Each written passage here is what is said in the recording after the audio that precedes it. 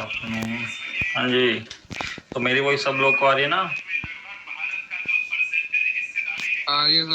Yes sir. ठीक है जी, तो अब बात कर। Good afternoon sir. Good afternoon जी, very good afternoon. Hello sir, good afternoon. हाँ, हेलो जी, गुड आफ्टरनून। हाँ जी, तो मेरी वॉइस सब लोग को आ रही है ना?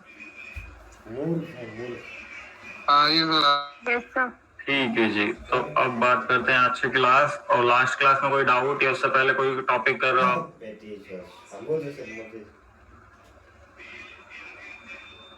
हाँ जी, तो कोई डाउट नहीं ना, या कोई डाउट है? No doubt sir. सर अभी तक नहीं है डाउट। ठीक है जी, ठीक है, तो आज स्टार्ट करेंगे। तो आज का जो टॉपिक था हमारा, वो टॉपिक क्या था? टीडीएस। हाँ जी, तो अब आपका जीएसटी जितना करना था आपको कर चुके हो, और बाकी एक दो जो जीएसटी के टॉपिक है वो अभी जो हम टीडीएस और दोनों चीज पढ़ लेंगे, उसके बाद टीडीएस प्लस जीएसटी का कॉन्सेप्ट आएगा। तो उसमें कुछ ऐसे कॉन्सेप्ट रहेंगे जो दोनों में इन्वॉल्व रहते हैं। इसलिए आप क्या कर रहे हैं, जीएसटी जितना पढ़ना था आपने पढ़ लिया। उसके जैसे आपके एंट्रीज या आपको जो भी आपको काम करना था, आपके मॉडुलर बेसिस, जो भी बिजनेस मॉडल होता है उस बेसिस पे अब बात आ जाती है कि आप टीडीएस, क्योंकि कंपनीज में जीएसटी के बाद आपका टीडीएस या इनकम टैक्स, ये दो टैक्स और चलते हैं जी आपके। ठीक है, जो आपका अभी तक आपने कंप्लीट किया वो कौन सा टैक्स था आपका? डायरेक्ट या indirect? Indirect tax sir. Indirect. ठीक है, जीएसटी आपका इनडायरेक्ट था। अब कौन सा आ रहा है जी आपका एक टीडीएस?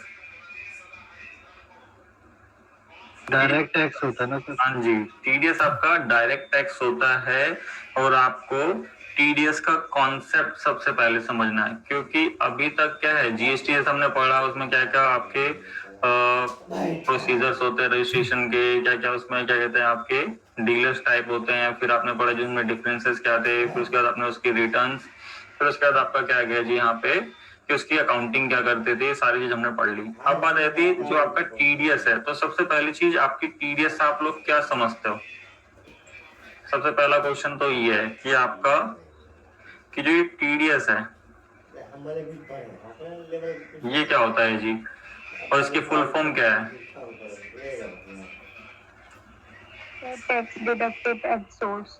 ठीक है जी, ये तो हो गई इसके फुल फॉर्म। ये ना सबको पता होना चाहिए। जैसे आप जीएसटी पढ़ रहे हो, तो ये नहीं कि जीएसटी अगर इनकेस कभी वो लिखा हुआ आ गया कि गुड्स एंड सर्विस टैक्स, तो आपको पता होना चाहिए कि आपका वो जीएसटी था या आपने टीडीएस पढ़ा है। टीडीएस का टैक्स डिडक्टेड एट सोर्स आपका होता है। क्योंकि कई बार आपका पूरा फॉर्म में मेंशन कर दे, पूरा फुल फॉर्म इसका, तो आप तो बोलोगे सर वहां तो हम जीएसटी और टीडीएस पढ़ रहे थे, बट ये कौन सा आ गया जी टैक्स अब आपका। तो सारी चीज आपको समझ में आनी चाहिए। उसके बाद आपको ये पता होना चाहिए कि टीडीएस आपका, ये कॉन्सेप्ट आपका जो टीडीएस का है, इससे सबसे पहली चीज तो आप क्या समझते हो? ठीक है, और ये आपकी गवर्नमेंट, ये आपकी जो क्वेश्चन है सुन लेना जी। सबसे पहली चीज तो जो टीडीएस कॉन्सेप्ट है उससे आप क्या समझते हो, और आपका जो गवर्नमेंट ने आपका ये टीडीएस का कॉन्सेप्ट क्यों लेके आई, क्योंकि दो चीज सबसे पहले आपको पता होनी चाहिए कि आपका फर्स्ट टीडीएस आप क्या समझते हो उसके कॉन्सेप्ट से, सेकंड आपकी गवर्नमेंट क्यों लेके आई टीडीएस।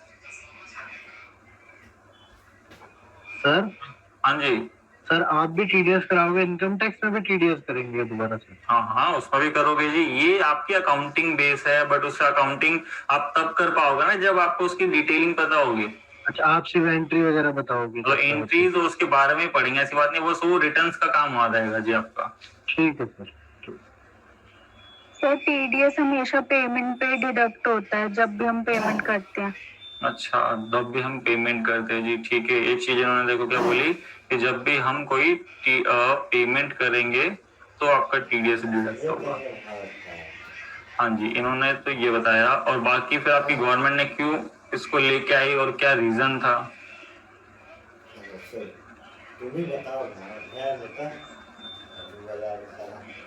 हाँ जी, बाकी लोग कहाँ हैं? एक ही जना बताएगा क्या? बाकी कोई बताना है कि टीडीएस का कॉन्सेप्ट आप क्या समझते हो और गवर्नमेंट क्यों लेके आई। जैसे इन्होंने बोला पेमेंट जब हम करेंगे तब उस पर टीडीएस डिडक्ट होता है। सर सारी पेमेंट पे तो नहीं होता, मतलब जो सेक्शन है, रेंट है, कॉन्ट्रैक्टर है।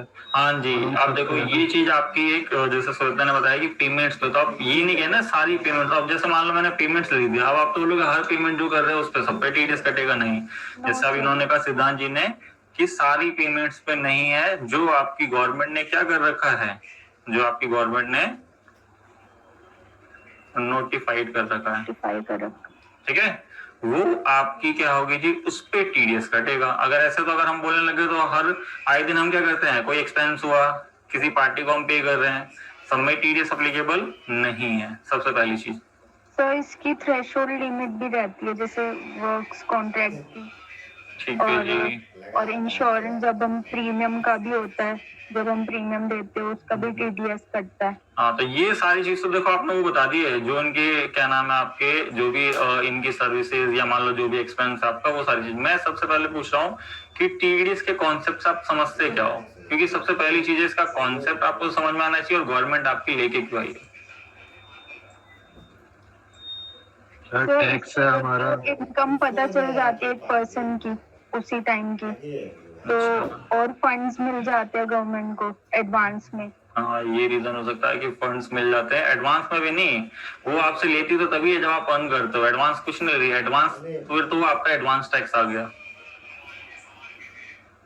हाँ जी, और कोई, जैसे श्वेता ने तो बता दी सारी चीजें जो उनको पता था, अब बाकी और कौन क्या समझते हैं, बाकी कुछ ना कुछ तो पढ़ा ही होगा आप लोगों ने, ये तो नहीं कुछ नहीं पढ़ा। विकास जी, वंश, आपका रजनीश, राहुल जी, पूरा पवन। तो पढ़ा तो पूरा है, समझाना नहीं आ रहा कैसे बताऊं। और जो भी चीज पढ़ा वो समझाना नहीं है, बस आपको बताना है। अभी सर गवर्नमेंट की इनकम है, ये गवर्नमेंट इसके लिए टैक्स है, हमें भरना ही पड़ेगा। अच्छा, हमें भरना पड़ेगा। अब भरना। अब मान लो कोई कि जैसे एक लिमिट होती है, आप ₹1,00,000 के ऊपर टैक्स लो, वो लोगे रेंट, तो उस पर आपको टीडीएस देना पड़ेगा सरकार को। अच्छा, कॉन्ट्रैक्टर का काम कर रहे हो तो टीडीएस देना ही पड़ेगा। कोई प्रोडक्ट क्लब ही चलो जी, देखो टीडीएस अब ये चीज तो आपको पता चल गया कि जैसे कि एक तो क्या चीज, सबसे पहली चीज जैसे जो भी हमने पढ़ा अभी तक कि उसका नोटिफाई आपकी क्या होगी जी, ऐसी पेमेंट, या आप बोल सकते हो सर्विस। क्योंकि आपने देखा होगा जो हमने अभी जीएसटी पढ़ा है उसके अंदर क्या था कि आप जो लगाते थे goods and service tax, service पे, दोनों पे लगता था जी जीएसटी। बट आपने बोला जी अब ये वाली कौन सी सर्विस आ गई, अब ये वो सर्विस हो जाती है जो कि आपकी जीएसटी में डिफाइन नहीं है आपकी। ये कहने का मीन्स ये वो सर्विसेज होती है जी जिनमें आपका जीएसटी मतलब अप्लीकेबल नहीं होता, अगर इनकेस होता तो किसी रीजन से होता है, तो वो सारी सर्विसेज क्या है आपका टीडीएस में आपकी गवर्नमेंट नोटिफाई कर दिया। क्यों? क्योंकि गवर्नमेंट को टैक्स कलेक्शन करना है जी, क्योंकि गवर्नमेंट को टैक्स कलेक्शन में कभी भी कुछ इश्यूज आते तो क्या करती है जी, कुछ ना कुछ आपके रूल या क्लोजेस लगा के ये कर देती है। तो इतनी चीज तो हमें पढ़नी नहीं, बट हमें ये पढ़ना है कि एक तो आपको पता चलेगा कि टीडीएस किस पे लगेगा जी, नोटिफाइज सर्विसेज पे, क्योंकि आपका हमेशा सर्विस पे टीडीएस चार्ज होता है, ना कि कोई गुड्स पे। पहली चीज, ठीक है, क्लियर यहाँ तक? ठीक। और आपका लाना था इसका जो आपका जो यहाँ पे टीडीएस का जो आपकी टीडीएस आपकी गवर्नमेंट लाई है, अभी किस लिए आई है, तो देखो इसकी रीजन क्या है। सबसे पहला, एक तो गवर्नमेंट का रिवेन्यू किससे होता है, टैक्स से, ठीक है। और आप बोलोगे जी ये जब ये आपका डायरेक्ट टैक्स है, डायरेक्ट टैक्स कब आपने अर्न किया और कब पे करते हो डायरेक्ट टैक्स? टैक्स शायद से जो हम खुद पेमेंट करते हैं। हाँ जी, जैसे क्या होता है कि आप एक जो आपका प्रीवियस ईयर होता है उसमें आप इसको अर्न करते हो, फिर आप क्या करते हो इसको जो उसका असेसमेंट ईयर आता है उसमें क्या करते हो जी, आप इसे पे कराते हो जी, जो भी आपकी टैक्स बन रहा हो। तो गवर्नमेंट को पूरा टाइम कितना लग जाता है इसमें? 1 साल, पूरा 1 ईयर लग जाता है। एक मेन रीजन तो ये था, ठीक है। सेकंड क्या था जी, आपका जो गवर्नमेंट थी वो बोलती जी क्या कि टैक्स इवेशन हो रहा है जी, मतलब टैक्स की चोरी बहुत हो रही है, तो गवर्नमेंट चाहती है जी वो टैक्स की चोरी ना हो, है ना। Yes sir. अब टैक्स की चोरी कैसे हो रही थी? अब मान लो मैं ही हूँ, मान लो मैं ही अपना एग्जांपल लेता हूँ जी। अब मान लो मैं ही हूँ एज ए एम्प्लॉय काम कर रहा हूँ, ठीक है। तो मैंने क्या करा, मैंने बोला अगर मैं 12 महीने काम करूंगा तब मेरी क्या हो रही है, टैक्सेबल इनकम।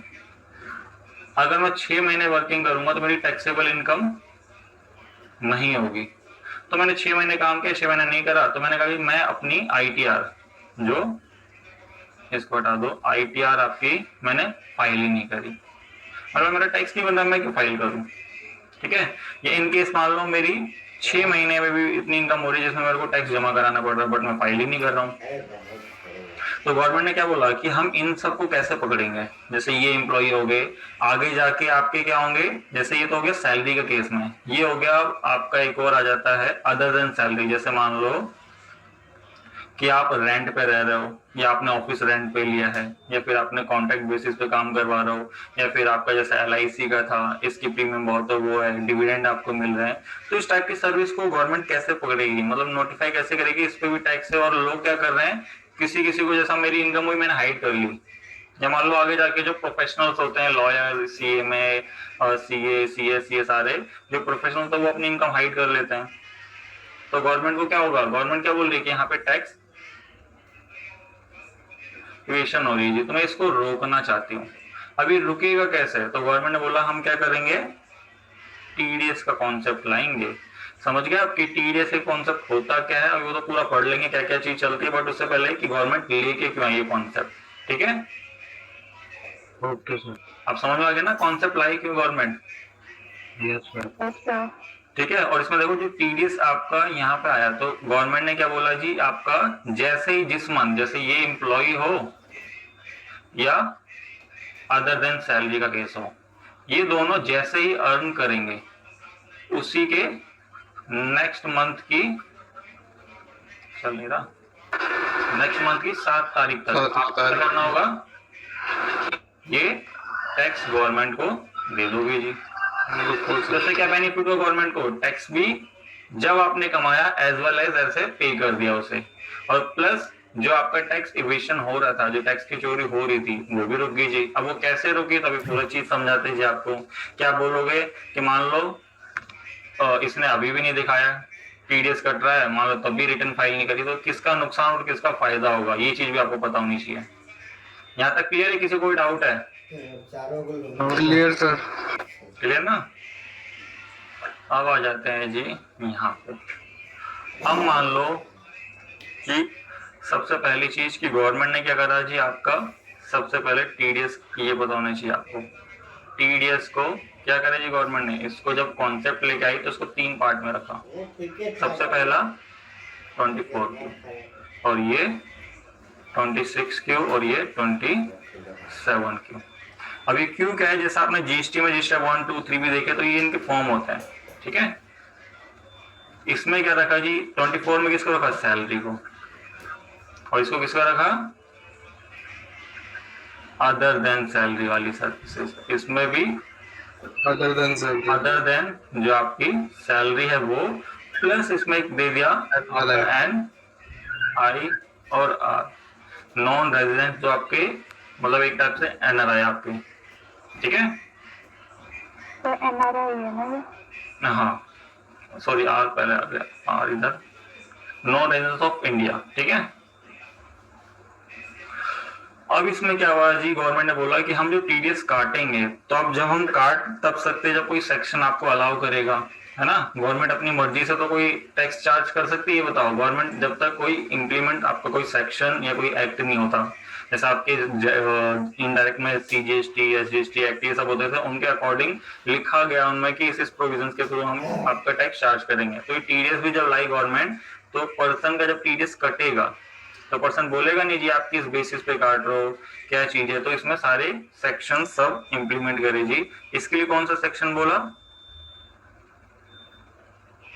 192, ठीक है। और यहाँ क्या बोला जी, यहाँ से लेके यहाँ तक, इसके लिए सेक्शन बोला जी 194 से लेके बहुत सारे आएंगे आपके, मतलब 3 से मान लो 194, इसमें A, B, H, C, J, I ऐसे करके बहुत सारे सेक्शन आएंगे। तो सेक्शन इसमें कर दीजिए जो अदर देन सैलरी का होंगे। फिर आपने बोला कि इस केस में जब आपका ये सेक्शन में ये आपका टीडीएस कटेगा तो जो आपका जो काटेगा, क्योंकि इसमें देखो आपको दो चीज पता होनी चाहिए, एक चीज और कि एक एम्प्लॉयर, ठीक है, और एम्प्लॉय। फिर यहाँ पे कौन होगा, डिडक्टर डिडक्टिव। डिडक्टिव, ठीक है। तो एम्प्लॉयर और एम्प्लॉय, क्योंकि सैलरी केस में क्या होगा, एम्प्लॉय की सारी चीजें डिडक्ट होगी और कौन डिडक्ट करेगा जी, आपका एम्प्लॉयर। अब ये ऐसा क्यों बनाया गवर्नमेंट ने, और यहाँ जो डिडक्टर है जो सर्विस रिसीव करेगा और उसको आगे पेमेंट करेगा वो डिडक्ट करेगा, और इसका डिडक्ट होगा जी डिडक्टी का, ठीक है। अभी गवर्नमेंट ने दो चीज क्यों बनाई, अब गवर्नमेंट देखो अपने वहां पे बैठी हुई है, जो उनके आपने देखे सेंसर दी सारी चीजें, गवर्नमेंट क्या बोलती है कि अगर हम क्या करते हैं इनमें टीडीएस अप्लीकेबल करते हैं, यहाँ पे तो एम्प्लॉय रहेंगे, यहाँ पे अदर देन सर्विस देने वाले। अब मान लो जो ये सर्विस दे रहे हैं, अब उनको हम पकड़ सकते हैं नहीं पकड़ सकते, ये बताओ। हाँ जी, सर्विस देने वाले को सर। हाँ, जैसा मान लो मैं एम्प्लॉय हूँ, मैंने आज यहाँ सर्विस दी, अब मैं कल काम छोड़ के भाग के दिल्ली से मुंबई चला गया, तो गवर्नमेंट मेरे को पकड़ेगी, पहले दिल्ली आ गए, फिर मैं मुंबई भाग गया, मुंबई से भाग, सोच लो कि मैं मुंबई से ही बाहर हरियाणा चला गया, फिर ऐसे करूँगा तो भागे जा रहा हूँ, गवर्नमेंट कितना पकड़ेगी मेरे को, पकड़ पाएगी? No sir. गवर्नमेंट डिडक्टर को पकड़ेगी। हाँ, अभी वहीं आ रहे हैं, मतलब तुम तो सीधा मुद्दे पे चले गए कि जैसा मान लो अब मेरे को पकड़ तो लेंगे, मतलब एक वो वैसे नहीं कह रहा मैं, बट इन केस कितने तामझाम होंगे, मतलब बहुत ही एक सर्कल टाइप का बन जाएगा, मतलब एक छोटे से एम्प्लॉय को पकड़ने के लिए। तो गवर्नमेंट क्या बोलती है, हम इन सबको क्यों पकड़े जो इनको सर्विस प्रोवाइड करेंगे, क्योंकि उनकी तादाद तो बहुत ज्यादा होगी, होगी कि नहीं होगी, यस सर। और जो इनसे सर्विस ले रहे होंगे, जो इनसे सर्विस ले रहे होंगे वो तो अपना एक फिक्स बिजनेस प्लेस लेके बैठे हुए हैं, बैठे हैं कि नहीं बैठे? Yes sir. तो गवर्नमेंट ने बोला कि हम इनको पकड़ते हैं और इनको बोलते हैं कि हम आपके ऊपर ये लाइबिलिटी डालते हैं कि आप ये देखो कि नोटिफाई करो कि आपकी जो ये सर्विस ले रहे हो, तो एक थ्रेशोल्ड लिमिट दे रखी है आपकी कि अगर आप ये सर्विस ले रहे हो इन ये वाली, तो एक टीडीएस की लिमिट है, अगर उससे एक्सीड है तो आप क्या करोगे, टीडीएस काटोगे जी। अगर आपका एम्प्लॉय की सैलरी कितनी है, टैक्सेबल से ज्यादा है, तो आप इस पर टीडीएस काटोगे, ठीक है। तो ये तो नोटिफाई कर दिया गवर्नमेंट ने, किसके लिए, डिडक्टर और एम्प्लॉयर के लिए। सर ये सैलरी स्लिप में तो टीडीएस सब सैलरी पे कटता है। क्या चीज हर सैलरी पे कटता है ना टीडीएस, जिसकी सैलरी स्लिप बनती है। नहीं, सैलरी स्लिप जिसकी बनती है, ये नहीं कि हर किसी पे, जिसकी टैक्सेबल 2.5 लाख से वो होनी चाहिए। हाँ, ठीक है, वरना फिर वो टैक्सेबल इनकम ही नहीं है तो क्यों काटेगा। अगर जैसे ही टैक्सेबल होती है 2.5 लाख से अब, फिर उसके बाद आपके ऊपर बताते हैं कि लाइबिलिटी की आप टीडीएस काटो, और सामने वाला क्या करेगा कि अपनी जब रिटर्न फाइल करेगा उसमें शो करेगा, अगर नहीं करेगा तो उसका रिफंड या जो टैक्स लाइबिलिटी उसकी बन रही होगी उससे एडजस्ट नहीं हो पाएगी। सिंपल है ना। ठीक है। तो गवर्नमेंट ने बोला कि हम ये सारी चीजें हम ला रहे हैं तो हम इसमें क्यों रिटर्न फाइल करें, सब चीज करें। हम क्या बोलते हैं, डिडक्टर भाई आप क्या करोगे, इसको सबको नोटिफाई करोगे, उसका टीडीएस काटोगे और हमारे पास जमा भी कराओगे, ये सारा आपका काम है, वरना हम आपको बिजनेस नहीं करने देंगे, ठीक है। ऐसे एम्प्लॉयर को भी फिर इन्होंने बोला जी अच्छा लो जी मेरा ये टीडीएस कट गया और यहाँ पे इन सेक्शन के अकॉर्डिंग, तो मेरे को क्या फायदा है। तो गवर्नमेंट कहती है जी आप जब अपने रिटर्न फाइल करोगे, अगर आपका टैक्सेबल बन रहा होगा तो उस टैक्स से एडजस्ट होगा जो टीडीएस ऑलरेडी कट चुका है, ठीक है।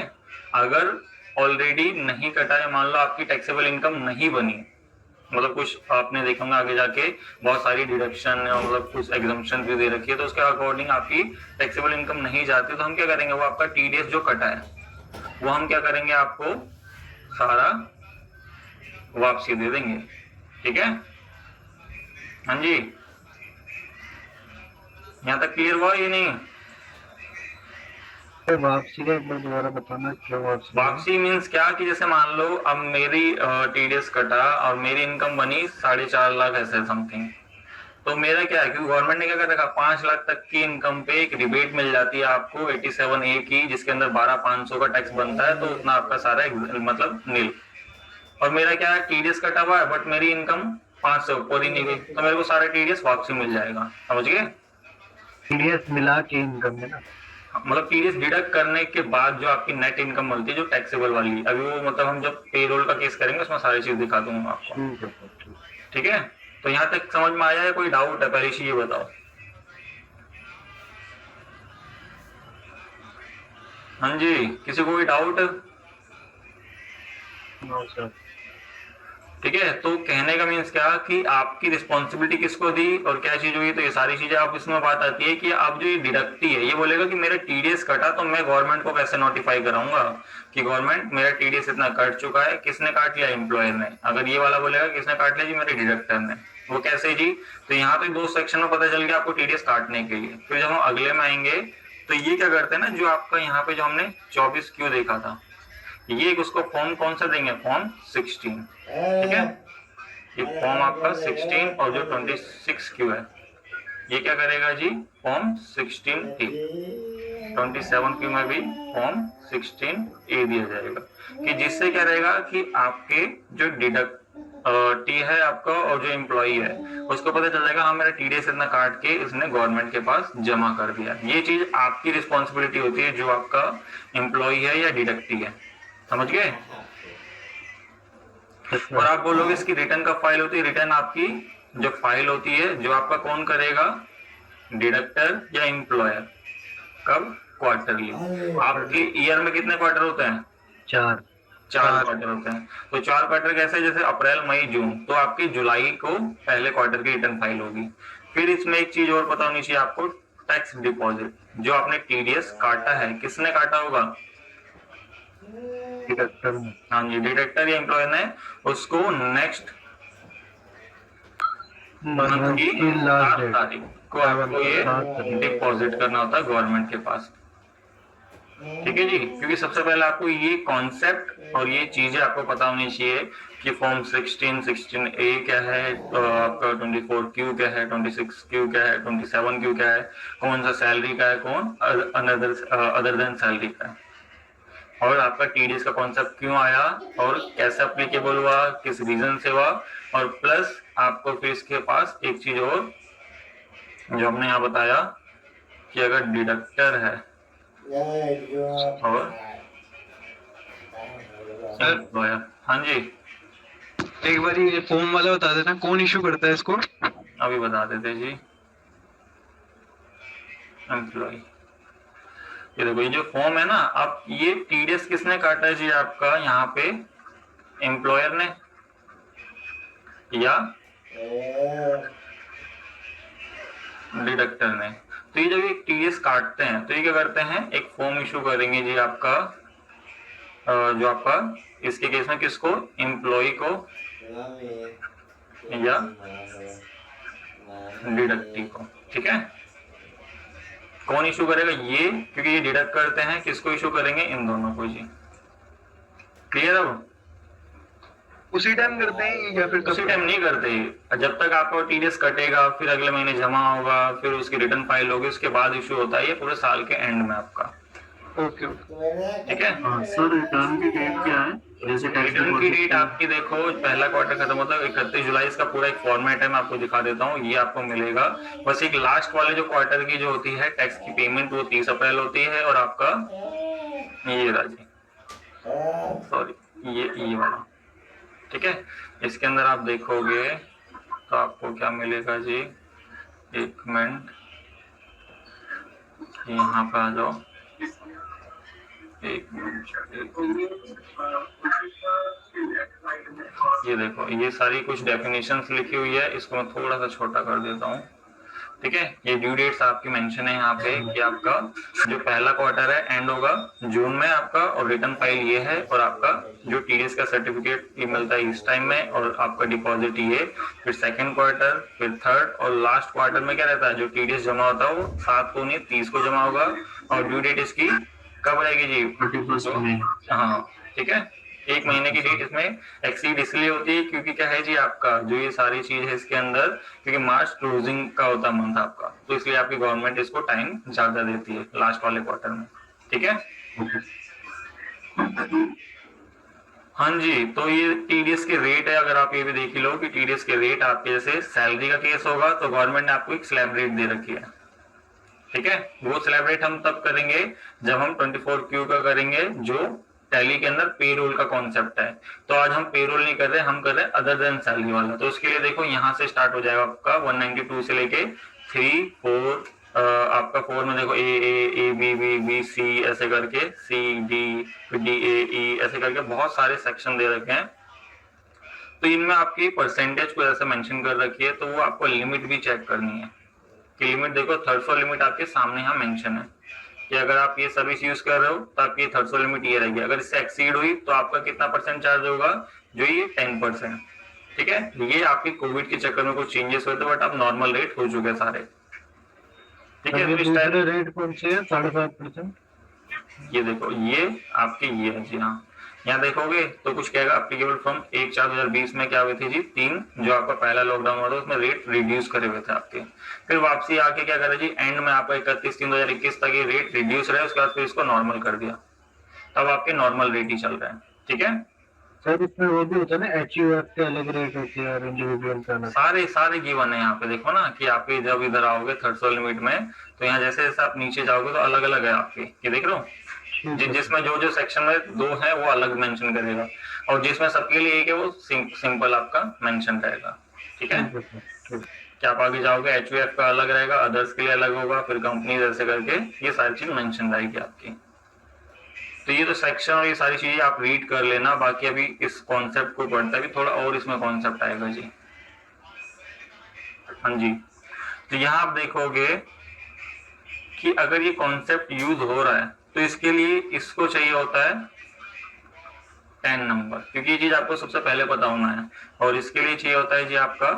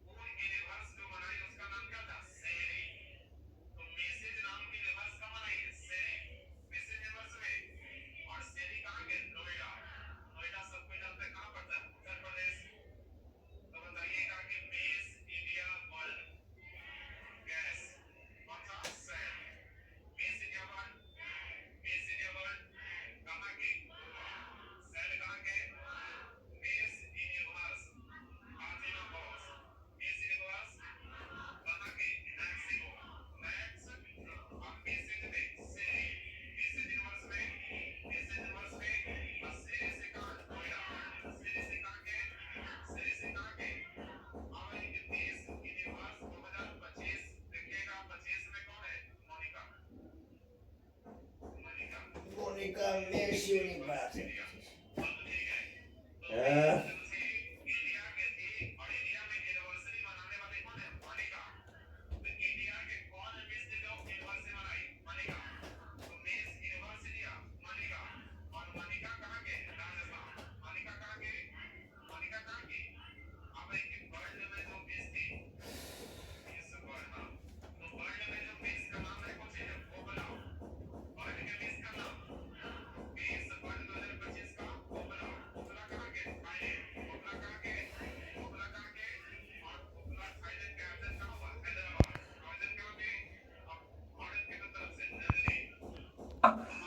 ट्वेंटी 20% जो हायर रेट होता है जी।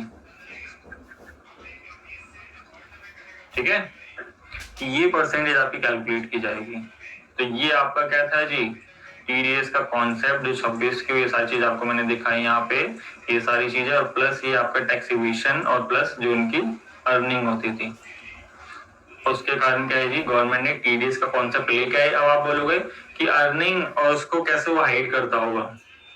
अब जैसे मान लो एक एम्प्लॉय तो क्या करता है, अपनी सैलरी की आईटीआर फाइल करता है ये सब। अब मान लो आगे जाके प्रोफेशनल्स होते हैं, बिजनेसमैन होते हैं, वो भी करते हैं, किसी को सर्विस कोई दे रहा है, कोई सर्विस रिसीव कर रहा है, तो उस केस में गवर्नमेंट ने क्या कर रखा है कि एक चीज बोली हुई है जी आपकी, क्या, तो इसमें देख लेते हैं कि गवर्नमेंट ने बोला, जैसे मान लो एक ABC कंपनी है। अब गवर्नमेंट ने क्या बोला है जी, आप अपना बिजनेस चलाते हो, ठीक है, ये अपना बिजनेस चलाता है जी। तो गवर्नमेंट ने क्या बोल रखा है कि आप क्या करोगे बिजनेस में, जब अपने चलाने के लिए कुछ एक्सपेंसेस होते हैं, है ना, और कुछ इनकम होगी। तो गवर्नमेंट ने बोला जी जो आपके एक्सपेंसेस हो रहे हैं आप क्या करो जी, इसमें से अपना जो इनकम आपकी हो रही है, जैसे मान लो इनकम ₹1,00,000 की हुई और उसके एक्सपेंस थे कितने के जी, मान लो 80,000 के, तो 20,000 का क्या हुआ जी इसका प्रॉफिट है। तो बोला जी आप इस पे मेरे को क्या दोगे, टैक्स दे देना जी। तो ये चीज यहाँ तक तो समझ में आ गया ना आपको? Yes sir. ये तो देखो सिंपल से मैंने क्वेश्चन लिया कि इनकम उसकी 1,00,000 की हुई, एक्सपेंस का 80,000 हुआ, उसमें 20,000 का प्रॉफिट हुआ, उसका वो टैक्स दे देता है। तो टैक्स गवर्नमेंट ने सेलिब्रेट कर रखी है, अगर कंपनी है तो इंडियन कंपनी 30, अदर कंपनी है तो ऐसे करके अलग अलग दे रखा है। तो वो चीज आपको इनकम टैक्स में जब सर पढ़ाएंगे तो देख लेना। बाकी फिर इसमें जो एक छोटा सा कॉन्सेप्ट समझना है कि इसमें इनकम हाइड कौन करता है और एक्सपेंस कौन लेता है, तो ये सारी चीजें। तो मैंने कहा जो ये बिजनेसमैन था एबीसी, ये क्या करता है, अपना बिजनेस चलाता है, तो इसने क्या करा होगा, अपने एक्सपेंसेस जो आपके 80,000 के थे वो क्या करे, गवर्नमेंट से क्या करा जी, इसका बेनिफिट ले लिया ना, अपने जब अपना टैक्स भर रहा था, लिया था नहीं लिया था अभी? Yes sir. तो गवर्नमेंट कहती चलो ठीक है जी, आपने तो जो एक्सपेंस लिया, अब मान लो इसने एक्सपेंस किससे लिया होगा, कोई कंपनी होगी, या मान लो कोई पर्सन होगा, या कोई प्रोफेशनल्स होगा, ये सारे होंगे ना जी। तो गवर्नमेंट ने देखो क्या बोल रखा है कि अगर आप क्या करते हो जी, कंपनी, पर्सन, प्रोफेशनल, इन सबसे क्या लेते हो, सर्विसेज लेते हो, तो उसके लिए हमने क्या कर रखा है, यहाँ देखोगे रेट दे रखा है। Yes sir. तो गवर्नमेंट कहती है कि हमने ये रेट दे रखा है और आपके ऊपर क्या है जी, टैक्स की लायबिलिटी बनती है जी।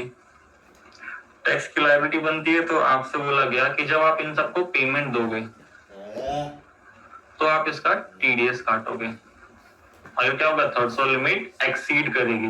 अभी बोलेगा जी मैं इनकी पेमेंट में टीडीएस काटूंगा, तो किस लिए जी, तो गवर्नमेंट वाला आप लायबल हो किसके, टीडीएस की लायबिलिटी, मतलब टीडीएस के कंप्लायंसेस करने के लिए। तो जब भी आप इनको पे करोगे तो टीडीएस काटोगे। कहने का मीन्स क्या, कि मान लो आप एक सीए से आप क्या करते हो, अपनी रिटर्न फाइल कराते हो, सीए हो गया या सी में हो गया या लॉयर हो गया आपका, जो भी मतलब आपका एडवोकेट है, आप तो इससे क्या करते हो जी, 40,000 का मान लो आपने इससे सर्विस ली। अब सर्विस ली तो क्या करोगे जी, आप देखोगे सेक्शन में क्या है जी, आपका जो सारे सेक्शन आपको मतलब जो मोटे मोटे सेक्शन है मैं बता दूंगा कौन कौन सा आपको याद रखना और कितनी लिमिट होती है। तो आपने बोला ये प्रोफेशनल इनकम होती है, मतलब प्रोफेशनल, उसके लिए इनकम है, आपके लिए एक्सपेंस। तो आपने बोला जी यहाँ पे कि मैं चेक करता हूँ जी, यहाँ पे कुछ दिखा रहा है 194J, तो कहाँ है जी जे आपका, थोड़ा सा छोटा कर दीजिए सीट को, ये रहा डायरेक्टर फी, आप देखोगे जे थोड़ा सा ऊपर आता ही है, ठीक है। तो देखो 194J 3-4 सेक्शन दे रखे हैं। एक क्या, प्रोफेशनल फीस, ये टेक्निकल आप कोई सर्विस लेते हो, या payment to call centre operator को देते हो, वो भी 194J में आता है, और या फिर डायरेक्टर को फीस पे करते हो अपने कंपनी की। तो आपने बोला क्या है जी, किस में आ गया आपका, हाँ जी प्रोफेशनल फीस में हो गया ना, सीए, सी में लॉयर, ये सब आपके प्रोफेशनल्स होते हैं। तो इनको हमने दी, तो इसमें क्या लिमिट दे रखी है, 30,000। अब हमने क्या करा जी, 30,000 क्या करा जी, इसकी लिमिट थी, अगर हम इससे 30,000 तक की सर्विस लेते हैं तो हमें कोई टीडीएस नहीं काटना। अगर 30,000 से एक्सीड होता है तो हमें क्या काटना है, 10%। ये था कोविड के केस में, बट कोविड अब आपका नॉर्मल रेट हो चुका, तो उसका 10% टीडीएस काट लेना है। तो कहने का मीन्स क्या, कि जो हम यहाँ क्वेश्चन देख रहे हैं कि मान लो 40,000 का है, तो इसमें कितना 10% काटेंगे, तो कितना 4,000। हाँ जी, आगे वाला कोविड का रेट है, पीछे वाला, आगे वाला पुराना रेट है, पीछे वाला नया। ये वाले कोविड वाले थे, देखो ना, ये अब रेजिडेंट और नॉन रेजिडेंट अब क्या रखा है, बट ये एप्लीकेबल ये वाले थे आपके जो रिड्यूस हुए थे, ठीक है, बट ये नॉर्मल रेट है। बी डेट लिखी है ना, तो अभी ये वाले चलेंगे, ये चलेंगे? डेट छोड़ दो, मैं बता रहा हूँ ना, ये मैं इसको अपडेट करके आपको दे दूंगा। ये रेट है अभी नॉर्मल ये वाले रेट है, ये सारे रिड्यूसिंग है जो आपके कोविड के केस में होते हैं। ठीक है, ठीक है सर, ठीक है। तो यहाँ देखो कितना था इसका 194, जे पे आ जाते हैं 10%। 10%। तो हमने कहा जी 10% कितना है इसका 4000। 4000। इसका 4000 लेस करके हम कितना उसको पे कर देंगे 36।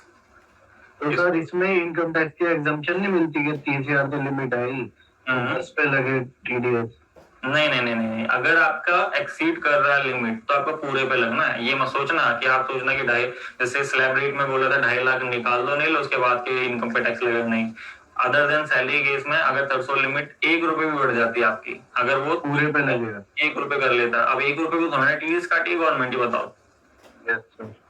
अब वो जानबूझ के जो आपका कौन है डिडक्टर बोलता है मैं आपको कितना टीडीएस काटने के लिए क्या करूंगा 2 रुपए ज्यादा दूंगा, 30,000 2 रुपए दे रहा हूँ और गवर्नमेंट को 2 रुपए का टीडीएस कटवाऊंगा, ऐसा हो सकता है? गवर्नमेंट मानेगी 2 रुपए में टीडीएस ले लो? अच्छा, इसमें अलग होगा। इनकम टैक्स में उनकी एग्जम्पशन मिलती है लिमिट के बाद? वो स्लैब रेट में मिलेगी जी जरूर आपको, बट इसमें नहीं है, अदर देन सैलरी वाले केस में। ठीक है। ठीक है, तो गवर्नमेंट क्या करेगी, बोलेगी जी 4,000 आप इसका टीडीएस काट लो और 36,000 इसको पार्टी को पे कर दो, और ये किसको दे दो, गवर्नमेंट को। अभी गवर्नमेंट के पास गया तो जब ये आपका कौन है जी एबीसी, जब ये रिटर्न फाइल करेगा तो क्या बोलेगा, ये किसका टीडीएस काटा इसने, ये का। हाँ, मतलब उसकी पूरी डिटेल फिल करेगा, तो गवर्नमेंट को क्या होगा, ये बोलेगा मेरा तो 40,000 का क्या हुआ एक्सपेंस हो गया, है ना। Yes sir. और इसने बोला 36,000 की क्या हुई इसको, इसकी इनकम हुई जी, किसकी, सीए की। ये गवर्नमेंट को क्या पता चल गया, हाँ भाई तेरा तो ये एक्सपेंस था, मैंने मान लिया। इसका क्या हुआ, इसका इनकम था जिसका 4,000 मेरे पास ऑलरेडी आ चुका है ना।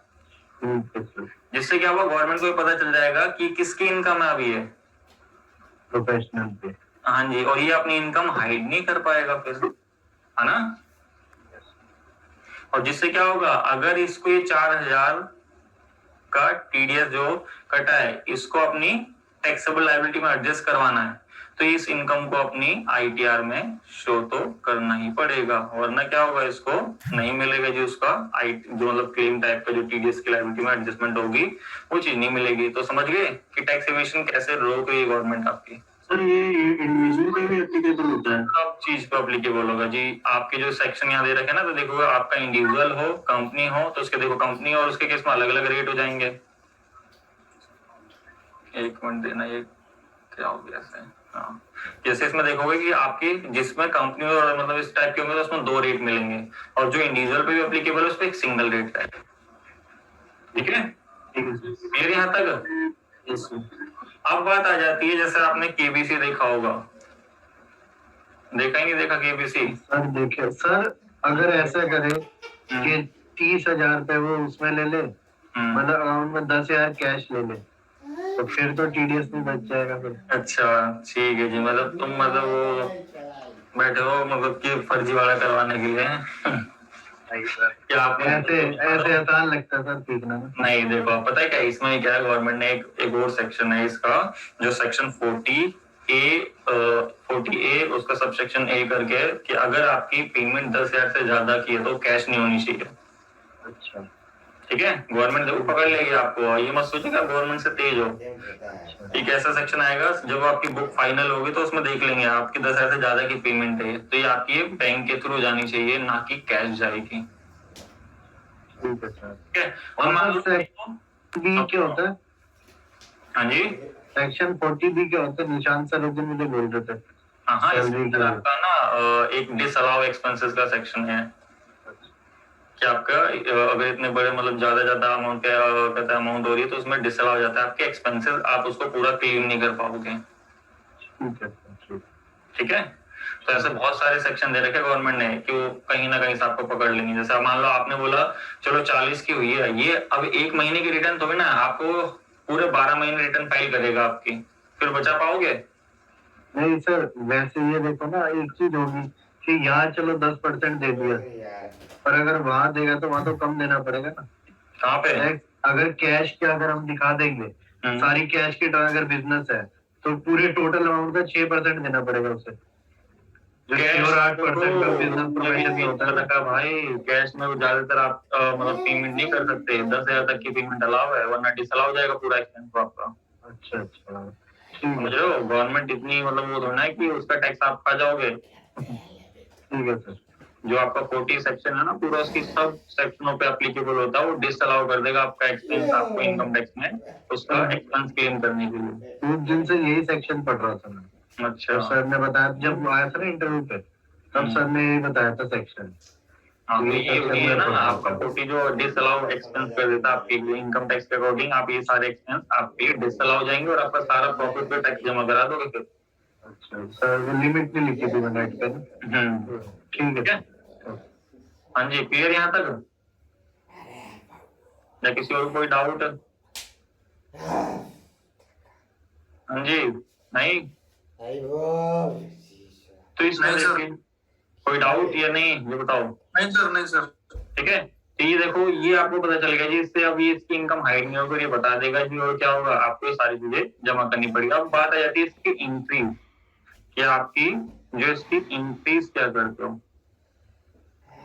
ठीक है, टैली पे ऑटोमेटिक चलेगी, बट आपको इसको मैन्युअली इंक्रीज आपको पता होनी चाहिए, अगर आपसे ये इंक्रीज इंटरव्यू में पूछ ली जाती है कि हमने उस पर्सन का इतना टीडीएस था, ये करना था, वो करना था, ऐसे करके हमने काट लिया। तो मैं भी ये करता हूँ जी, आपको क्वेश्चन देते हैं जी, जैसे मान लो आपका प्रोफेशनल का एक्सपेंस मान लेते हैं,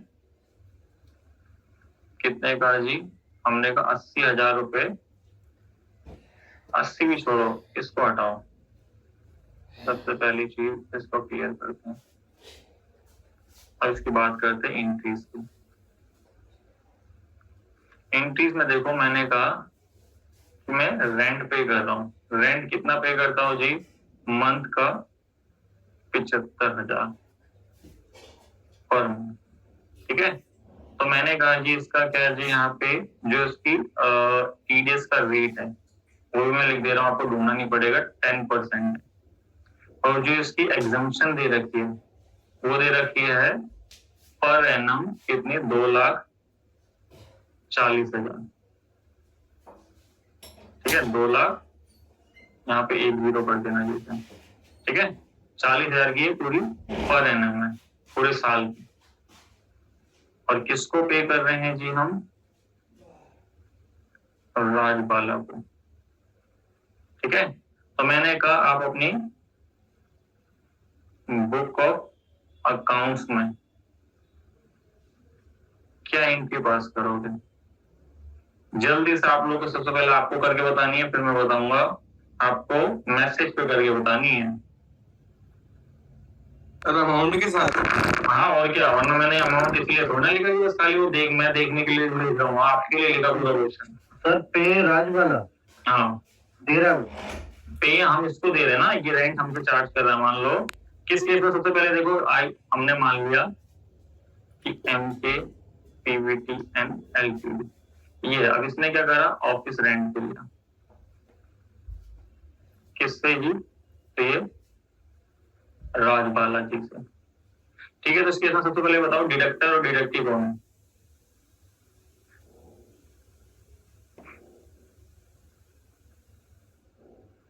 दोबारा बताना सर। MK PVT LTD, जैसे मान लो मेरी कंपनी है, मैंने ऑफिस रेंट पे लिया राजबाला से, तो डिडक्टर कौन है, डिडक्टिव कौन है। राजवाला डिडक्टर हम है, वो क्या नाम है, एनके, और जिसका कट रहा है वो राजवाला। हाँ, तो डिडक्टिव राजबाला, तो हम राजबाला को पे कर रहे हैं। अब जल्दी से ये सारी चीज जीवन आपके पास इंफॉर्मेशन, इसके अकॉर्डिंग क्या करो, एंट्रीज जो अपनी बुक में करोगे प्रॉपर रेट के साथ लिख के भेजना, मतलब जो सॉरी अमाउंट के साथ। ये नहीं कि आप एंट्रीज भेजते जा रहे हो, उसके बाद अमाउंट बोलो सर ये होगा, फिर मजा नहीं है। प्रॉपर आराम से लिखो, कोई जल्दी नहीं है, पहले क्वेश्चन को पढ़ो, समझो क्या बोल रहा है क्वेश्चन, उसके बाद आपको करना। 75,000 की है ना सर? हाँ 75,000 हम पे कर रहे हैं रेंट आपका पर मंथ, और ये एग्जम्पशन है, और ये आपका 10% है, 16 में समझना चाहिए, 10% है।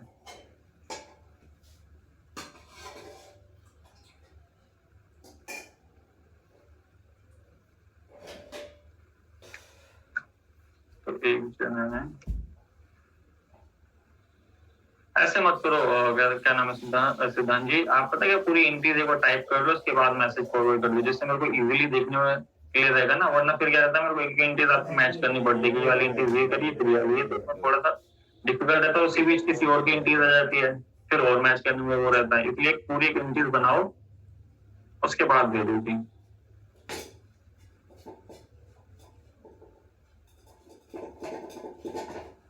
सर इसमें ना सिंगल एक ही लाइन जाती है एक बार मैसेज की, फिर नहीं, दूसरी बार पे पहले विकास ये वंश इन सबने लिखा था, मतलब पूरा प्रॉपर एंटर करता हूँ तो सर आती नहीं। एंटर मत करो ना, मतलब उसको एरो की से उससे नीचे ले जाओ ना।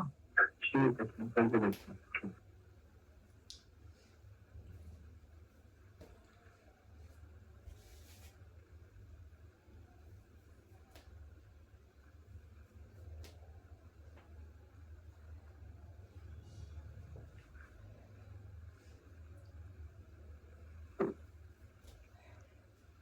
हाँ जी, जल्दी से करना है, चाहे गलत करो चाहे सही करो, करना जरूर है, जिससे आपको पता है क्या है, ये एंट्री टैली पे तो ऑटोमेटिक मतलब डिडक्ट करेगा टीडीएस, बट आपको पता होगा तभी तो वो एक्चुअली काटेगा।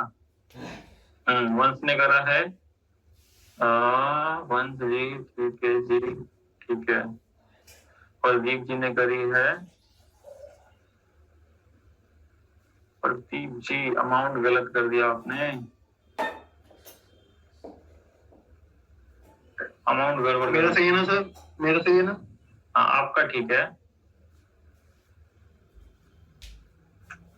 हाँ जी रोनी जी, क्वेश्चन देखो आपके सामने बता रखा है कि क्वेश्चन में आप रेंट पे कर रहे हो एक मंथ का 75,000 और प्लस रेट टीडीएस 10%, और आपकी एग्जम्पशन है कितने की, पर एनम 2,40,000 की, और राज वाला का आप पे कर रहे हो, तो इसकी एंट्री आपको करके दिखानी है।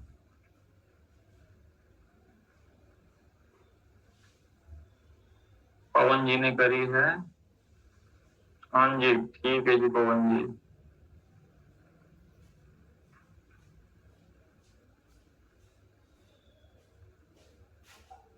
हाँ जी विकास, श्वेता, रोनी, रजनीश, राहुल, जल्दी जल्दी करिए जी, 3 जनों ने भी करा, बस प्रदीप, पवन और वंश। बस प्रदीप जी आपके बस अमाउंट में गड़बड़ है।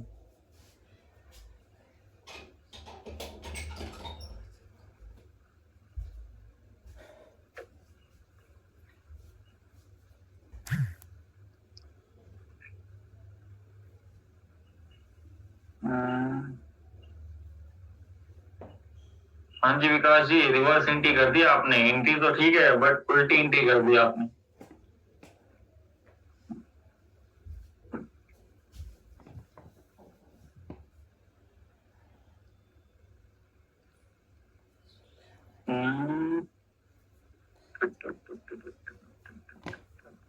सिद्धांत जी एंट्री ठीक है, बस अमाउंट में गलती कर दी आपने। जो डेबिट वाला अमाउंट है ना, यस सर। वो एक्सपेंस पूरा जाना है, और जो बालाजी आपके उनमें कटेगा, ये आपने तो अपना एक्सपेंस ही काट दिया। ठीक है, ठीक है तो मेरी ठीक है ना 13 एंट्री? हाँ हाँ बिल्कुल, तुमने 3 एंट्री कर दी भाई।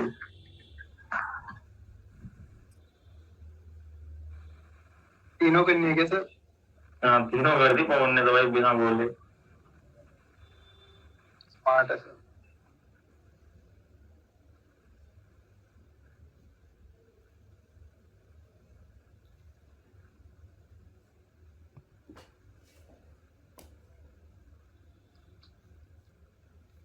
सर क्या बता रहे थे आप, क्या गलत किया था? उसकी तो इनकम है ना सर, ये हैं? उसकी इनकम है ना? उसकी इनकम नहीं समझना, आप अपनी बुक में कर रहे हो, अच्छा आप डायरेक्टर हो। ठीक हाँ जी है। आप ठीक है विकास जी।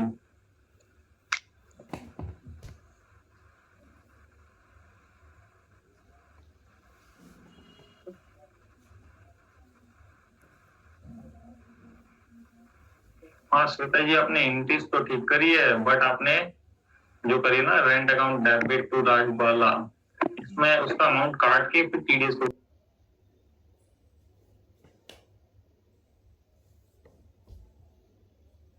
दिखाना था। वैसे ठीक है एंट्रीज तो तो कट तो करा है टीडीएस मैंने। नहीं, जैसे राजबाला 75,000 लिख दिया ना, फिर स्लैश करके राजबाला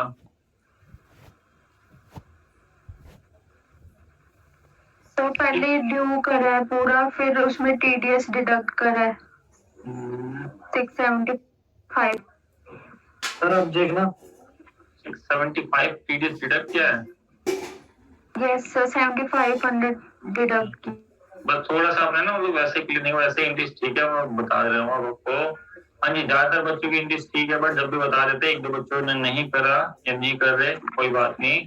तो देखो ये देखो, सबसे पहली चीज जो आपका ये क्वेश्चन आप याद रखना, मेरे को याद है जी। अब देखो सबसे पहली चीज कि आप क्या हो जी, आप अपनी बुक में कर रहे हो तो आप अपना मेंशन करोगे डिडक्ट, ठीक है। तो आपका क्या है जी, आपने बोला कि आप क्या कर रहे हो, उसे रेंट पे कर रहे हो। कितना कर रहे हो, तो 75,000 पर मंथ, ठीक है। फिर आपको देखना एग्जाम्पशन दो दे रखी थी, वो दे रखी थी 240। कुछ इसमें कंफ्यूज हो रहे होंगे कि पर एनम था, तो ज्यादातर ने कर दी, बट एक दो जो नहीं करे तो उसमें कंफ्यूज होंगे कि आपको इसको कुछ नहीं करना है, इसको 12 से डिवाइड कर दो, ठीक है। तो 20,000 आपकी मान लो क्या आ गई कि पर मंथ के अकॉर्डिंग एग्जाम्पशन मिलेगी आपको। हम रेंट कितना दे रहे हैं, 75,000। हाँ जी, तो इससे तो क्रॉस ही करेगा, पहले मंथ में क्रॉस है। और आपको एक चीज और याद रखना कि आपने सोचा कि आप एक ही मंथ इसमें करो, उसके बाद में देखेंगे, पहले ये करते हैं। यहाँ फिर हो गया, फिर आपको पता था टीडीएस का रेट है कितना, 10%। तब देखो जो इसकी इंक्रीज होनी है। अब आप क्या करो, रेंट ऑफिस पे ले रखा है आपने, तो क्या है आपके रेंट जो पे करते हो, इनकम या एक्सपेंस, एक्सपेंस। तो आपको याद हो, मैं चारों पांच रूल दोबारा लिख देता हूँ, एसेट्स एक्सपेंसेस। देखो इसी नेचर से सारी चीजें चलेगी। ये कभी भी इंक्रीज होती है तो क्या करेंगे, डेबिट। अगर ये डिक्रीज हुई तो क्रेडिट। तो क्रेडिट। फिर यहाँ पे हम लाइबिलिटी, रिवेन्यू और कैपिटल, अगर ये तीनों चीज इंक्रीज होती है, क्रेडिट। क्रेडिट और डिक्रीज होती है तो डेबिट। अब हमारा रेंट है, क्या चीज है, एक्सपेंस। एक्सपेंस। वो क्या हो रहा है, आपकी कंपनी में इंक्रीज हो रहा है, तो क्या होगा, डेबिट। तो यहाँ रेंट अकाउंट डेबिट कितने से 75,000, क्योंकि एक्सपेंस आपका पूरा रहेगा। फिर आपने कहा कि आप क्या कर रहे हो, इसको कैश में पे नहीं कर रहे अभी, आप क्या कर रहे हो, एक अपनी लाइबिलिटी बना रहे हो। शोर आ रहा था। हाँ एक मिनट, ये बंद करिए जी, जिसके बैकग्राउंड से म्यूजिक आ रहा है, ठीक है। तो देखो रेंट हो गया। अब आपने कहा कि मैं इस रेंट को पे नहीं कर रहा, अगर कैश में पे कर रहा था तो मेरी एसेट्स होती, वो कम होती तो क्रेडिट हो जाता, बट मैंने कहा मैं इसको लायबल कर रहा हूँ, अभी पे नहीं कर रहा, क्योंकि हर एंट्री जो आपकी रेंट सैलरी ये सब ड्यू होती है पहले, उसके बाद पे करी जाती है। तो आप क्या करोगे, लायबिलिटी अब आप बढ़ा रहे हो, तो बढ़ती तो क्या होती है लायबिलिटी, क्रेडिट। क्या? तो यहाँ पे टू राजबाला कर दो जी। राजबाला इसलिए जिससे राजबाला का अकाउंट भी एक मेंटेन रहेगा, और जिससे क्या रहेगा कि आपको पता रहेगा कौन सा मंथ का रेंट ड्यू हुआ और कौन सा मंथ का रेंट ड्यू होने के बाद पे हुआ या नहीं। अगर आप लैंडलॉर्ड या रेंट पेबल लिखोगे तो इसमें ना क्लियर नहीं आएगा कि मतलब कि आपको कौन, अब मान लो अगर जाकर कंपनी इसके 3 रेंट पे कर रहे हो, अब रेंट पेबल से बना रहे हो तो पता नहीं चल रहा कौन सी पार्टी का है, किसको दे रहे हो, इसलिए आप उस जिसका भी रेंट हो उसके नेम से ड्यू करो, कि कल को आपकी वो पार्टी जाके आपसे बोले तो आप उसका लेजर से उसकी सारी डिटेल देख सकते हो, ठीक है। तो यहाँ पे अब उसका टीडीएस कट जाएगा, तो यहाँ टीडीएस कट के कितना लिखोगे, 67,500, ठीक है यहाँ पे। और उसके बाद फिर हमारी जो टीडीएस की भी एक हमारे पास लायबिलिटी होती है, हमारी कोई इनकम या कुछ वो नहीं है कि हम दूसरे का कार्ड है तो हमें हमारे पास इनकम हो रही, नहीं, वो हमें कार्ड के गवर्नमेंट के पास जमा करानी है, तो हमारी क्या होती है, वो भी एक लायबिलिटी होती है, तो वो भी क्या होगी, इंक्रीज होगी। तो यहाँ लिखेंगे हम टीडीएस ऑन रेंट, कितना जी, 7,500, ठीक है। तो ये इंक्रीज पहली हो गई रिकॉर्ड जी। ये किस में रिकॉर्ड होगी, अगर आप टैली पे जाते हो तो जर्नल में, ठीक है। फिर आपने बोला जी करने के बाद अगली एंट्री, क्योंकि ये तो होगी ड्यू। अब मान लो हम इसको जब ड्यू हो गई, मान लो जैसा जुलाई के महीना गया तो जुलाई का रेंट हमने ड्यू कर दिया 3100, अब हम आगे 5 तारीख को, क्योंकि हम आपको पता ही आपके जो रेंट है सब क्या अगले मंथ की 5 या 10 जो भी आपका एग्रीमेंट हो रखा होगा आपके लैंडलॉर्ड के बीच में, तो मैंने कहा 5 तारीख को क्या कर रहा हूँ, पहले अपनी पार्टी को पे कर रहा हूँ। तो मैंने कहा जी किसको जी, राज बाला अकाउंट डेबिट 67,500 टू बैंक से। कैश से कभी नहीं जाएगा जी इतना पैसा। अगर इतना जाओगे तो आपका एक्सपेंसिव शो नहीं होगा, आपकी इनकम टैक्स में डिसअलाउ कर दिया जाएगा, क्योंकि 10,000 से ज्यादा आपको कैश देनी नहीं है। फिर इसका आगे जी आप टीडीएस कब मैंने कहा था पे कराते हो आप, 15 मंथ। हाँ जी, नेक्स्ट मंथ की 7 तारीख से पहले 7 तारीख तक आप जमा कराओगे तो कोई इसमें पेनल्टी, कोई लीव फीस कुछ नहीं लगता। तो हमने कहा वो भी हम 5 को जमा करा दे रहे, हमारी दिक्कत ही खत्म। तो यहाँ पे आएगा TDS on rent account debit to किससे जी, बैंक, कितना 7,500। तो यही 3 एंट्रीज होती है आपकी टीडीएस में, जो बुक ऑफ अकाउंट में मेंटेन करनी है। बस आगे जाके क्या होता है, इसमें कॉम्प्लिकेशंस आ जाते हैं कि आपको कैसे रिकॉर्ड, कैसे उसको टीडीएस की इंफॉर्मेशन फिल करनी है, क्या आपकी ये सारी चीजें होंगी, ये सारी चीजें, इसमें कौन सा पैन नंबर, 10 नंबर ये अप्लाई होना, ये कैसे फिल करेंगे, उस पर ऑटोमेटिक टीडीएस टैली खुद काटता है। जो हम यहाँ लिख रहे हैं ना मैनुअली 75,000 किस वाली एंट्रीज में, इसमें तो हमें मैनुअली खुद लिखना है, इस वाली एंट्रीज में, जो ये वाली एंट्रीज है मेरी, ये इसमें ऑटोमेटिक टैली प्राइम खुद टीडीएस काट के ये वाला अमाउंट खुद मेंशन आएगा। वो कैसे जी, जब हम इसकी एंट्रीज करेंगे तब देखेंगे, बट अभी पहले इसकी कॉन्सेप्ट जो हमने आज पढ़े हैं वो, और सारी एंट्रीज इसके बेसिस पे देखो आपकी सारे ऐसे ही करके सब, किसी भी मान लो आप देखोगे इतनी सारी सर्विसेज है, तो इतनी सारी सर्विसेज में से आपको ये नहीं कि सारी याद रखनी है, क्योंकि आप मान लो किसी भी बिजनेस करते हो तो सबसे पहला केस तो ये तो आने आना है, सैलरी का ये आएगा ना हर बिजनेस के लिए। Yes sir. ठीक है, बिजनेस में ये आएगा। फिर मान लो आप बैंकिंग सेक्टर में हो तो फिर आपको ये देखना है कि प्रीमेच्योर आपका पीएफ या आपका इंटरेस्ट और इंटरेस्ट सिक्योरिटी, ये सारी चीजें, या बैंकिंग में आपका जो डिविडेंड ये सब दिया जाता है। अगर आप बैंकिंग में नहीं हो, आप मान लो केबीसी जैसे वहां के अकाउंटेंट बैठे हो, तो फिर आप लॉटरीज का देखोगे, ठीक है, विनिंग लॉटरीज या विनिंग फ्रॉम हॉर्स रेस। तो इन दोनों में तो हमेशा याद रखना, दोनों के लिए 30% का है कितना जी, अगर आप लॉटरी ये सब जीतो 10,000 का वो होते। तो केबीसी में जो आपको पहले याद हो, आपको 1 करोड़ रुपए जो बंदा जीतता था वो 1 करोड़पति नहीं होता था, वो लखपति होता था, क्योंकि कितना काट लिया जाएगा उसका पैसा, 30%। 30%। 30 लाख तो उससे गवर्नमेंट ही ले लेती है, जितना भी उसने दिमाग लगाया, ठीक है, और 70 लाख उसको मिलता है, और उसमें भी कुछ सर चार्ज ये सब कट जाता है।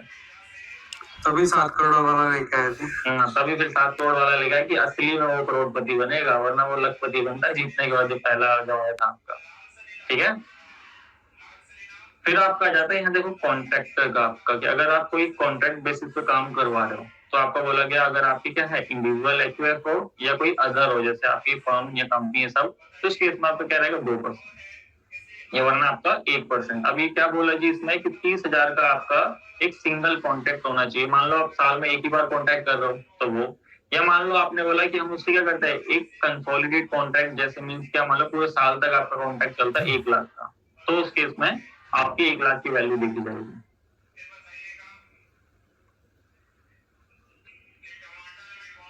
एक मिनट 5 मिनट, ठीक है, हेलो, यस सर। ठीक है। फिर आप मान लो इंश्योरेंस कमीशन, जैसे एजेंट बने हुए हो या आपकी कंपनी है तो आप उस कंपनी का कंप्यूटर जैसा LIC ये सब, तो इंश्योरेंस का कमीशन जाता है।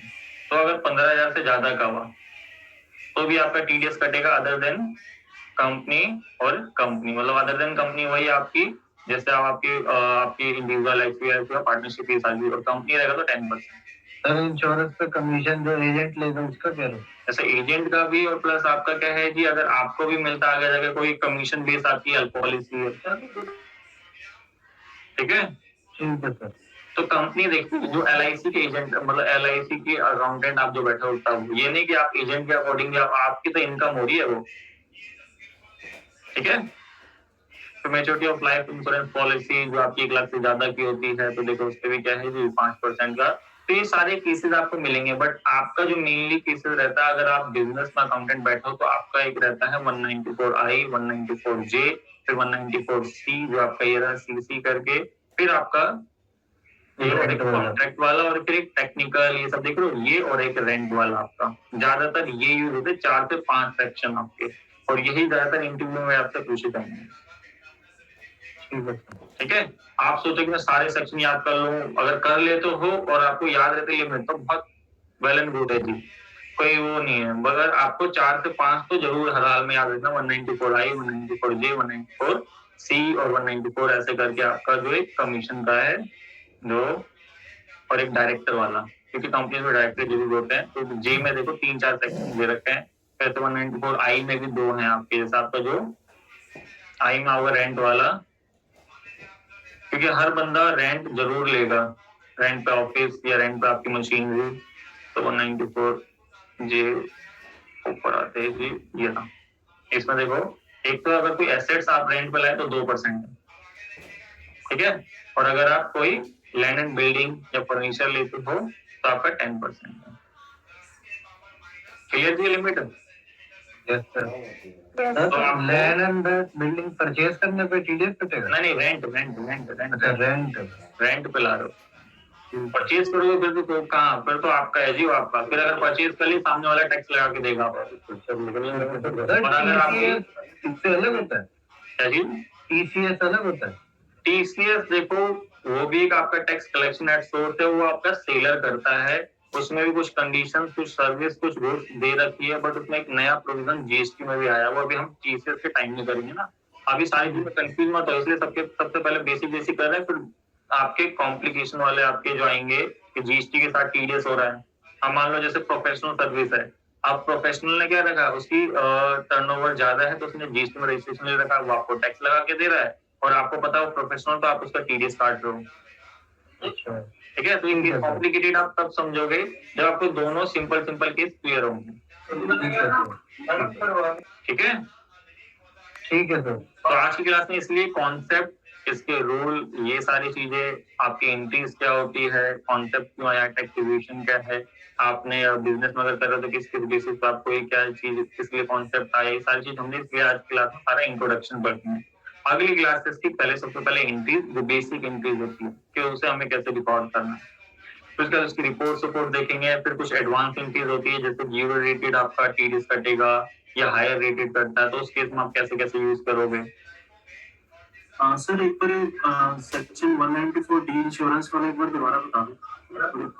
194D जैसे आप मान लो इंश्योरेंस, जैसे मान लो कि आप LIC इन सब के अकाउंटेंट हो, तो उसमें क्या आपकी LIC हो रखी होगी, जैसे मान लो कुछ एजेंट्स कराते हैं, उनको आप कमीशन दे रहे हो, तो आपके लिए तो एक्सपेंस है, तो आप काटोगे। या कोई कंपनी जैसे LIC मैंने करा रखी है, अब मैंने भी करा, मेरे को कोई रिटर्न वाली होती है, जैसे मेरे को 15,000 से ज्यादा का अमाउंट एक रिटर्न बैक मिलता है कमीशन के तौर पे, तो उसमें भी आपका ये कटेगा। ठीक है, इसमें आपको ये नहीं सोचना कि आपने LIC कराई तो आप काटोगे, नहीं, ये LIC वाले काटेंगे, कंपनी काट रही है। हाँ, ये मत सोचो कि कंपनी इनके ये आपके 2 रेट दे रखे हैं, अगर इंडिविजुअल होगा, HUF होगा तो ये % कटेगा उसको 5। ठीक है, अगर कोई कंपनी ने कराई होगी आपसे तो आपका 10%। ठीक है, तो वो चीज है। और ये सारी सर्विसेज आपको जो एक बिजनेस में आपको मिलेगी वो कभी नहीं मिलेगी। ऐसा हो सकता है कि एक बिजनेस सारी फैसिलिटी दे रहा हो, ऐसा तो कुछ नहीं है ना। हाँ जी,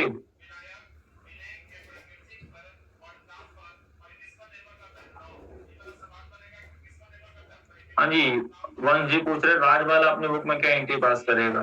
हाँ जी, तो कोई बताएगा मेरे को कि मैंने बोला जो हमने क्वेश्चन करा है उसी में एक बच्चे ने क्वेश्चन पूछा है, वैसा भी हम आगे करेंगे जब डिडक्टर का पॉइंट ऑफ व्यू होगा, बट अभी आपने क्वेश्चन पहले किया है तो आज ही कर लेते हैं या फिर आगे करें, ये बताओ सर आगे कर अच्छा, तो ये पेमेंट की सर करेगा एक ही ना? एंट्री होगी ना हाँ।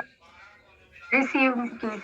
हाँ, रिसीव की होगी, मगर वो भी एक क्या करेगा, सबसे पहले उसका टीडीएस कटेगा, उसके लिए जेबी वो भी पास करेगा, यस सर। बस ये उसके टाइम में वो इंक्रीज होगी। यहाँ पे जैसे 3 हुई है कि आपने एक पहले ड्यू करी, फिर 2 पेमेंट करी, वहां पे क्या होगा, एक ड्यू और सीधा पेमेंट रिसीव, क्योंकि उसको टैक्स थोड़ा जमा करना है, यस सर। करना ही नहीं करना है तो वो भी टीडीएस की एंट्री करेगा क्या अपने उसमें, कि उसे टीडीएस का पता है? भी करेगा जी, बिल्कुल। तो फिर 3 हो गई ना कौन? एंट्री? नहीं होगी 2। एक मतलब आप उसने आपको सर्विस दी, वो अपनी इनकम के अकॉर्डिंग करेगा, और उसमें अच्छा। टीडीएस डिडक्ट दिखा देगा, और दूसरी उसमें अच्छा, income ठीक है। tax कर लेगा। ठीक है तो सर। उसको तो टैक्स जमा नहीं कराना ना। हाँ, तो वो चीज है, तो वो भी अभी देखेंगे, उसके लिए भी एक अलग से क्लास है डिडक्टी के केस के तौर पे। बट अभी हम बन रहे डिडक्टर की, ये केसेस आमतौर पर हमेशा मिलेंगे। ठीक है सर। तो बताइए, अगर अभी करना है तो अभी कर लेते हैं, टाइम है आप लोगों के पास? हाँ सर, दो एंट्री बताओ। टाइम तो होता हाँ, है। तो बतानी आपको है, मैं नहीं बताऊंगा। अच्छा है। हाँ, सर लिख लेते हैं। चलो फिर ये Second तो प्लीज आपको होमवर्क दिया, क्योंकि आज का होमवर्क तो कुछ मिलना नहीं आपको। आज का होमवर्क दिया कि आप डिडक्टी के केस में आप लोग करके बताओगे अगली क्लास में, वरना आगे तो मैं बताने वाला ही हूँ। ठीक है सर, मैसेज में बता दूंगा आपको। आप मैसेज पे बता दो या कल की क्लास में बता दो, मैसेज करके बता दो, वो आपके ऊपर है जी। ठीक है सर, ओके। ठीक है जी, डन है। Okay sir. ठीक है जी, फिर कल मिलते हैं और इसकी इंक्रीज करते हैं इससे आगे, कि जो हमारी टैली के अंदर जब हम इंक्रीज करने जाएंगे, इसका सेटअप क्या लगेगा, जब उसका लेजर बनाएंगे तो लेजर में क्या क्या डिटेल हमें अनेबल करनी है, क्या क्या चीजें बतानी है, ये सारी। ठीक है, ठीक है जी, तो मिलते हैं जी फिर आपको